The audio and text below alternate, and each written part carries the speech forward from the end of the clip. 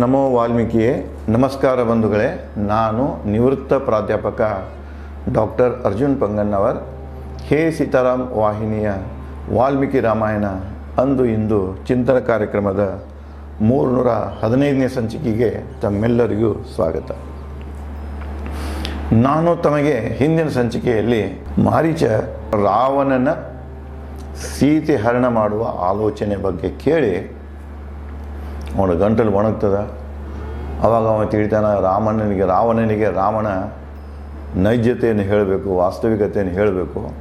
ಇವನಿಗೆ ಯಾರೋ ತಪ್ಪು ಸಲಹೆ ಕೊಟ್ಟಾರಂತ ಹೇಳಿ ಅವ ರಾವಣಿಗೆ ಹೇಳಕ್ಕೆ ಹಿಡಿತಾನ, ನೋಡು ರಾವಣ, ನಿನಗೆ ಯಾರೋ ನಿನ್ನ ನಾಶಕ್ಕಾಗಿ ಈ ಸಲಹೆಯನ್ನು ಕೊಟ್ಟಾರ. ಇದು ಸೂಕ್ತ ಸಲಹೆ ಅಲ್ಲ. ರಾಜನಾದವನು ಒಳ್ಳೆಯ ಸಲಹೆಯನ್ನು ಕೇಳಬೇಕು. ಏನು ಕೆಲವೊಂದು ಜನ ಏನು ಮಾಡ್ತಾರೆ, ರಾಜ ಸತ್ಯ ಕೇಳೋಕೆ ಸರಿ ತಯಾರಿಲ್ಲ ಅಂದಾಗ ಸತ್ಯ ಹೇಳಕ್ಕೆ ಹೋಗೋದಿಲ್ಲ, ಹೆದರಿ ಬಿಡ್ತಾರೆ. ಅದಕ್ಕೆ ನೀನು ಕೂಡ ಹಾಗಾಗಿದೆ. ನಿನಗೆ ಯಾರೂ ಸತ್ಯ ಹೇಳಿಲ್ಲ, ಗುಪ್ತಚರ್ಯರು. ಅದಕ್ಕೆ ನಿನಗೆ ಇದನ್ನು ನೀನು ದೋಸ್ತಿಗಳು ಸಲಹೆ ಕೊಟ್ಟಾರಲ್ಲ, ಈಕೆ ನನ್ನ ಸೀತೆಯನ್ನು ಅಪಹರಣ ಮಾಡೋದು, ಇದು ಹೆಚ್ಚು ಕಡಿಮೆ ನಿನ್ನ ಆತ್ಮಹತ್ಯೆಗೆ ಸಮ ಇದೆ. ನೀನು ಒಬ್ಬ ಅಲ್ಲ, ಇಡೀ ರಾಕ್ಷಸ ಕುಲವನ್ನೇ ನಾಶ ಮಾಡುವಂಥ ಇದು ಕುತಂತ್ರವಾಗಿದೆ, ಆಲೋಚನೆಯಾಗಿದೆ ಅಂತ ಹೇಳ್ತಾ ಮುಂದುವರಿಸ್ತಾನೆ. ಸೀತೆಯನ್ನು ಒಯ್ದು ಲಂಕೆಯನ್ನು ನಾಶ ಮಾಡಬೇಕೆ? ಸೀತೆಯನ್ನು ತೊಗೊಂಡೋಗಿ ಬಂದೆ ನೀನು. ಸೀತೆಯನ್ನು ತೊಗೊಂಡು ಹೋದಿ ಲಂಕೆಗೆ ಅಂದ್ರೆ ನೀ ಅಷ್ಟೇ ಅಲ್ಲ, ಇಡೀ ಲಂಕೆನ ನಾಶ ಆಗಿ ಹೋಗ್ತಿದೆ. ಇದು ಯಾಕೆ ನಿನ್ನ ತಲೆ ಬಂದಿದೆ ಈ ಕೆಟ್ಟ ವಿಚಾರ ಅಂತ ಮುಂದುವರಿಸ್ತಾನೆ. ಲಂಕಾ ರಾಕ್ಷಸರ ಸರ್ವನಾಶ ಬೇಕೆ? ಹಂಗಾರೆ ನಿನಗೆ ಲಂಕೆ ಜೊತೆಗೆ ರಾಕ್ಷಸರು ಸಾಯಬೇಕಾಗಿದ್ದೇನೋ? ಇಡೀ ಲಂಕಾ ರಾಕ್ಷಸರು ಎಲ್ಲರೂ ನಾಶವಾಗುವ ವಿಚಾರ ಇದೇನಪ್ಪ ನಿನ್ನ ತಲೆಯಾಗ ಅಂತ ಕೇಳ್ತಾನೆ.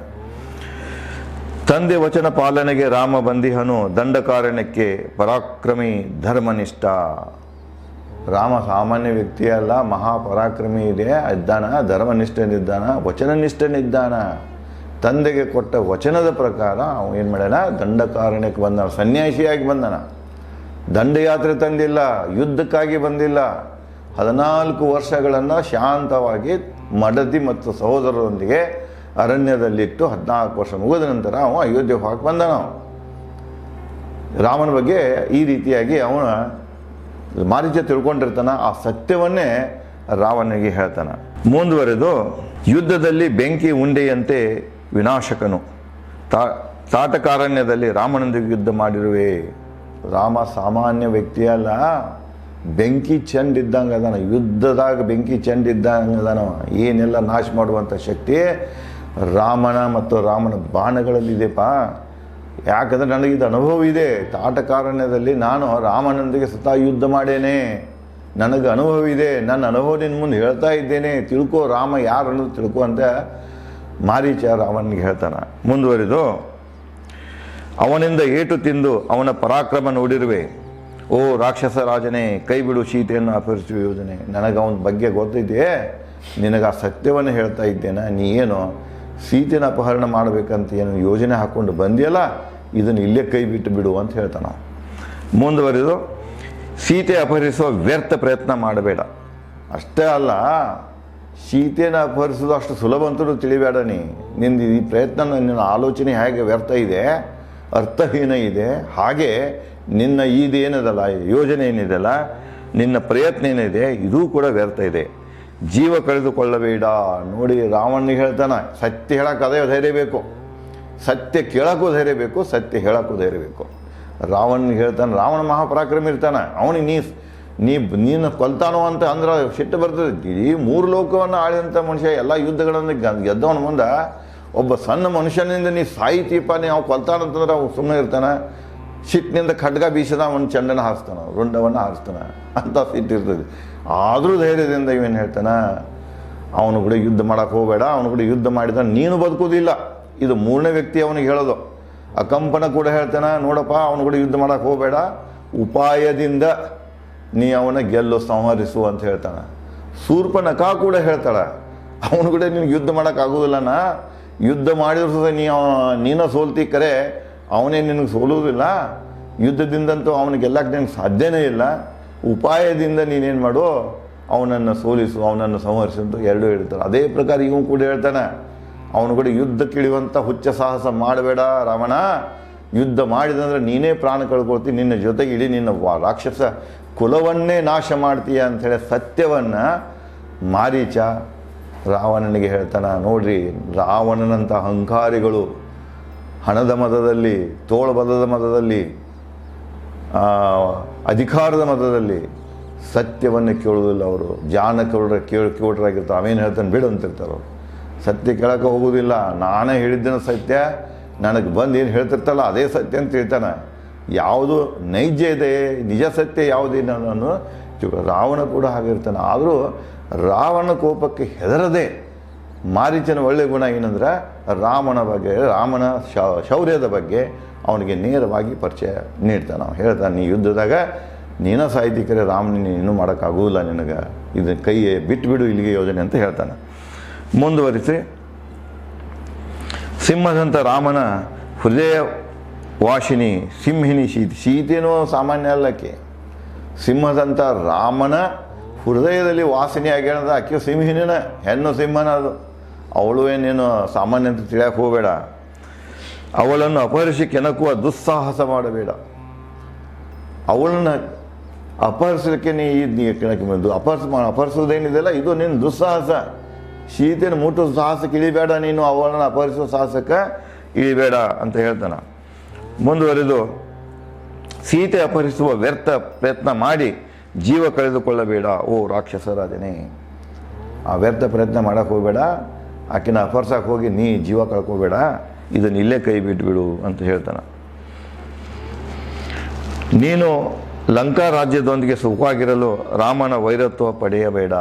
ನೀ ಲಂಕಾದಾಗ ಏನಾದರೂ ಸುಖವಾಗಿರಬೇಕಂದ್ರೆ, ನಿನ್ನ ರಾಜ್ಯ ಸುಗಮವಾಗಿ ಸಾಗಬೇಕಾಗಿತ್ತಂದ್ರೆ ತಪ್ಪಿಯೂ ನೀವು ರಾಮನ ಜೊತೆಗೆ ವೈರತ್ವವನ್ನು ಹೊಂದಬೇಡ.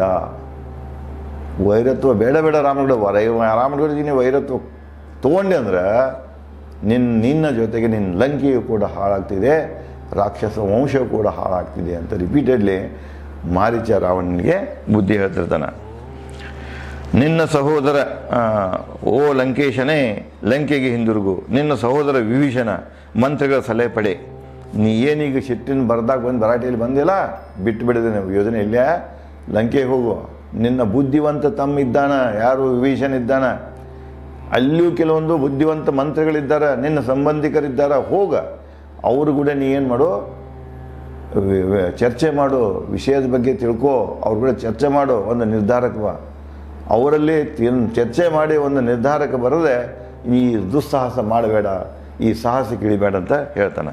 ನನ್ನ ನನ್ನ ವೈಯಕ್ತಿಕ ಸಲಹೆ ನಿನಗೆ ರಾವಣ. ಇದೆಲ್ಲ ನಾ ಏನು ಹೇಳ್ತಾನಲ್ಲ, ಯುದ್ಧ ಬೇಡ, ರಾಮನ ಜೊತೆಗೆ ಸೀತಾಹರಣ ಬೇಡ ಅಂತ ಏನು ಹೇಳ್ತಾರೆ, ಇದೆಲ್ಲ ನನ್ನ ವೈಯಕ್ತಿಕ ಸಲಹೆ ನಿನಗೆ. ನೀನು ಸ್ವೀಕರಿಸಿದರೆ ಒಳ್ಳೆಯದಾಗ್ತಿದೆ, ಸ್ವೀಕರಿಸಲಿಲ್ಲ ಅಂದರೆ ನನಗೆ ಒಳ್ಳೆಯದಾಗೋದಿಲ್ಲ. ನಾನಂತೂ ನಿರ್ಭಯವಾಗಿ ನಿಷ್ಪಕ್ಷವಾಗಿ ನಿನಗೆ ಇದ್ದ ಸ್ಥಿತಿಯನ್ನು ಪರಿಚಯ ಮಾಡಿಕೊಡ್ತಾ ಇದ್ದೇನೆ ಅಂತ ಹೇಳ್ತಾನೆ.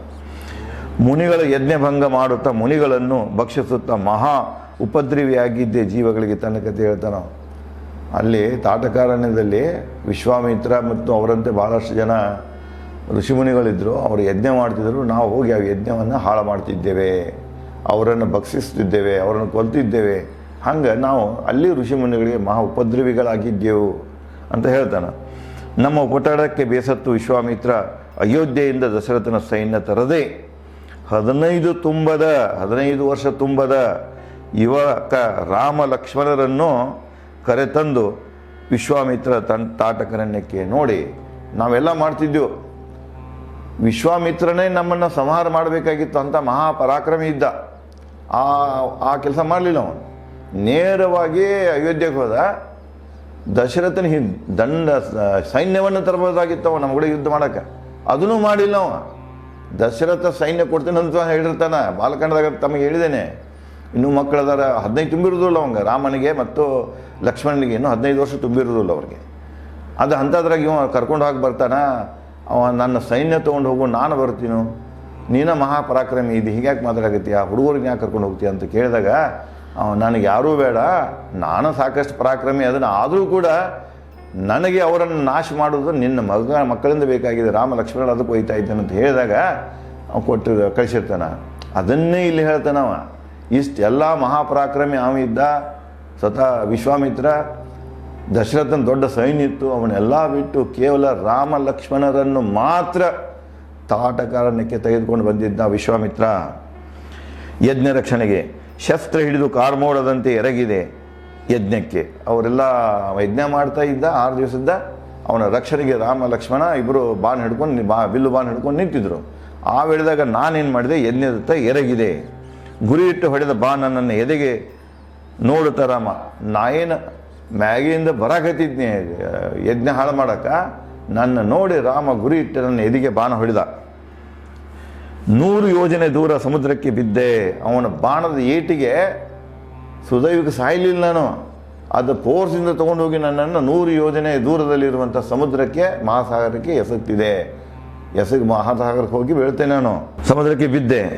ರಾಮನ ಕರುಣೆಯಿಂದ ಪ್ರಾಣ ಹೋಗಲಿಲ್ಲ. ನೋಡಿ ಇಲ್ಲಿ ಮತ್ತೆ ಹೇಳ್ತಾನೆ ನಾವು, ರಾಮನ ಕರುಣೆಯಿಂದ ನಾನು ಬದುಕಿದ್ದೇನ. ರಾಮನ ಕೊಲ್ಬೇಕಾದ್ರೆ ಕೊಂದು ಹೋಗಿತ್ತಿದ್ದನವ, ಬರೀ ಬಾಣ ಹೊಡೆದು ನಾನು ಏನು ಮಾಡಿಬಿಟ್ಟ, 100 ಯೋಜನೆ ಆಚೆ ಇರುವಂಥ ಸಮುದ್ರಕ್ಕೆ ಎಸೆದ ಬಿಟ್ಟ. ನಾನು ಬದುಕಿದ್ದನೋ ರಾಮನ ಕರುಣೆಯಿಂದ.